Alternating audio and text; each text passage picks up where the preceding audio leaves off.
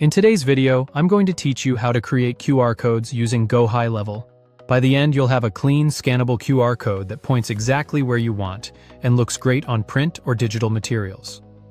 Start by logging in to your GoHighLevel sub-account.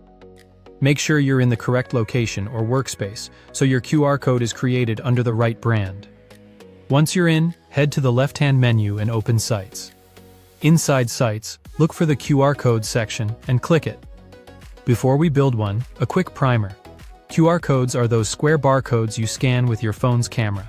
They instantly open destinations like websites, forms, menus, or downloads, removing the need to type long URLs. They're perfect for flyers, posters, business cards, or in-store signage, and they make it incredibly easy to move people from offline to online experiences. Click Create QR Code to start. Give your QR a clear, memorable name. Something like Summer Promo QR works well.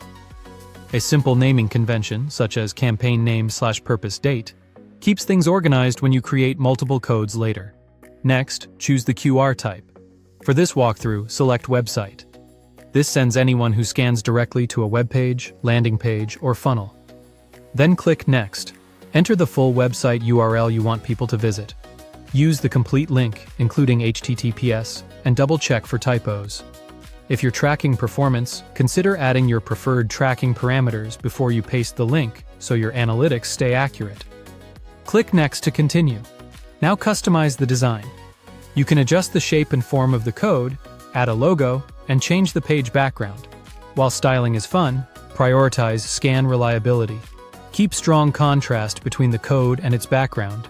Avoid overly busy backgrounds, and make sure any logo stays centered without obscuring key parts of the pattern. If you plan to print small, stick closer to classic shapes for the best readability. When you're happy with the preview, you have two sharing options. You can copy the link, which is great for embedding in emails, documents, or project notes where the code needs to update or be referenced online. Or download your QR code as an image file for use in design software, print pieces, or social posts. Choose whichever fits your workflow. Finally, click Save to store your QR code in your account. That's it. Your QR is ready to use.